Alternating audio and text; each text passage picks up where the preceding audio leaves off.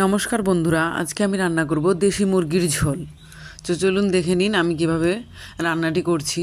এই যে নিয়ে নিয়েছি দুটো পেঁয়াজ, একটা টমেটো, রসুন, আদা, লঙ্কা আর একটা আলু, আর যে মাংস ধুয়ে নিয়েছি ভালো করে। এখন এই মশলাগুলি আমি বেটে নেব। বড়গুলো বেটে নিয়ে আমি মাংসটা ম্যারিনেট করে নেব। মাংস দিয়ে দিচ্ছি লবণ, হলুদ, আর এই যে মশলা আমি পেঁয়াজটা আমি মিহি করে বাটি নিয়ে আমি একটু থেতো করে নিয়েছি। পেঁয়াজ, রসুন, আদা, লঙ্কা আর ধনে গুঁড়ো। আর এখন দিয়ে দিচ্ছি জিরে গুঁড়ো 2 চামচ, ছোটো চামচের।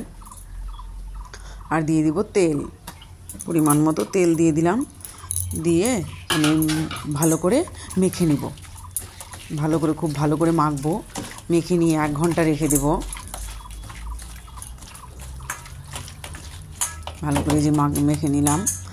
এখন এই যে এটা চাপ দিয়ে ঢেকে রাখবো।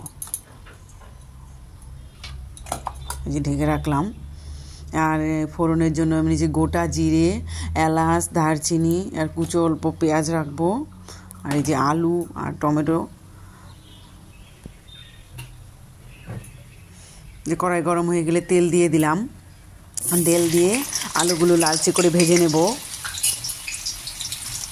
উল্টে পাল্টে ভেজে নেব লাল করে। এই যে উল্টে দিয়েছি, এক পাশ ভাজা হয়ে গেছে। আলুগুলো নামিয়ে নিয়েছি। ফোড়নে দিয়ে দিলাম একটা তেজপাতা, শুকনো লঙ্কা, এখন এলাচটা একটু ফাটিয়ে দিতে হবে, নাহলে ফাটবে। আর গোটা জিরে, এলাচ, দারচিনি, লং আর গোটা জিরে। আর এগুলো একটু ফুটে গেলে এখন আমি পেঁয়াজ কুচিগুলো দিয়ে দিব। পেঁয়াজ কুচিগুলো দিয়ে একটু ভেজে নেব, নেড়ে ছেড়ে ভেজে নিয়েছি। এখন টমেটোগুলো দিয়ে দিচ্ছি, টমেটোগুলো একটু ভাজবো। টমেটোটা দিলে কালারটা, ফোড়নে দিলে কালারটা খুব ভালো আসে। আর আমি সব রান্নাতে আমি বাটা লঙ্কা ইউজ করি, শুকনো লঙ্কা আমি বেটেই করি শিলনোড়ায়। এই যে একটু লাল করে ভেজেছি, হয়ে গেছে। এখন আমি এই যে মাংসটা দিয়ে দেবো। এই যে মাংস, দেখুন তেল ছেড়েছে কতটুকু। মাংসটা যে দিয়ে দিচ্ছি, মাংস দিয়ে দিলাম। এটা একটু নেড়ে চেড়ে নিচ্ছি, নেড়ে চেড়ে সব মিশিয়ে নিচ্ছি। এখন এই বাটিটা ধুয়ে একটু জল দিয়ে দিলাম। জল দিয়ে এটা আবারও মিশিয়ে নেব। সবগুলি উপকরণ ভালো করে মিশিয়ে নিব। মিশিয়ে নিয়েছি, এখন আমি ঢেকে দিব।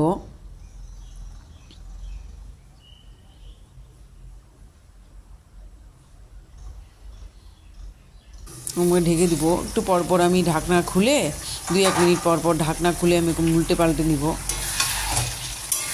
এই যে মিশিয়ে দিচ্ছি আবার, এরকম করে মিশিয়ে নিচ্ছি নিচেরটা উপরে।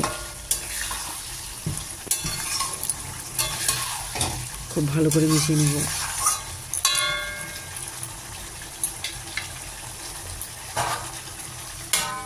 আবার এই যে ঢেকে দিলাম। কিছুক্ষণ পর আবার ঢাকনা খুললাম, আবার ঢাকনা খুলে আবার মিশিয়ে নিব। এখন আমি কষিয়ে নিব খুব ভালো করে। এই দেখুন তেল ছাড়তে শুরু করেছে। এখন এই যে আঁচটা একটু বাড়িয়ে দিব। আঁচটা বাড়িয়ে দিয়ে ভালো করে কষিয়ে নিব, খুব ভালোভাবে কষিয়ে নিব মাংসটা। ভালোভাবে কষানোর পর এই যে আমি দিয়ে দিচ্ছি আলু আর কাঁচা চেরা লঙ্কা। এদিকে আমি গরম জল বসিয়ে দিয়েছি ঝোলের জন্য। এই মাংস রান্নাতে গরম জল ব্যবহার করলেই ভালো হয়। এই যে ভালো করে কষিয়ে নিয়েছি আমি, আলু দিয়েও ভালো করে পরে কিছুক্ষণ কষিয়ে নিয়েছি। এখন তেল ছাড়তে শুরু করেছে।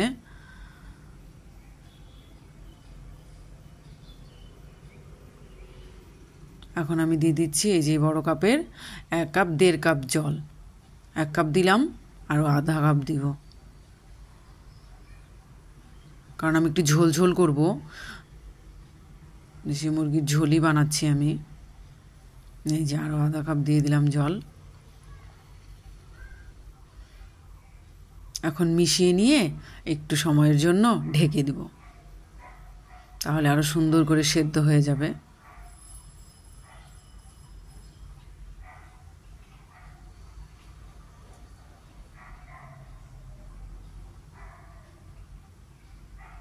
পাঁচ মিনিট পরে যে ঢাকনা খুলেছি, ঢাকনা খোলার পর দেখছি যে আঁচটা কমিয়ে দিয়েছি। ঢেকে দেওয়ার সময় আমি আঁচটা কমিয়ে দিলাম, খোলানোর পর আমি আঁচটা বাড়িয়ে দিয়েছি যে ভালো করে ঝোলটা ফুটিয়ে নেব। আর মাংসগুলো দেখছি যে সেদ্ধ হয়েছে, এই যে সেদ্ধ হয়ে গেছে। একটু ভালো করে নেড়ে চেড়ে নিচ্ছি, মিশিয়ে নিচ্ছি। আর ঢেকে দিয়ে আমি গরম মশলা বেটে নিয়েছিলাম,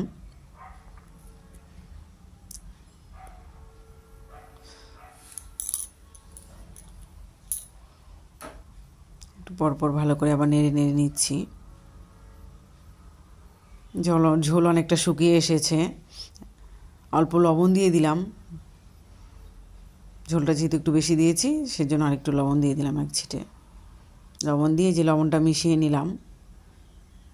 এখন এই যে দিয়ে দিচ্ছি গরম মশলা, যেরকম করে গুলিয়ে দিয়ে দিচ্ছি। আমি গরম মশলা গুঁড়ো ইউজ করিনি, আমি বেটে নিয়েছি। গরম মশলা দিয়ে বেশি ফোটাবো না, গরম মশলাটা মিশিয়ে নিয়ে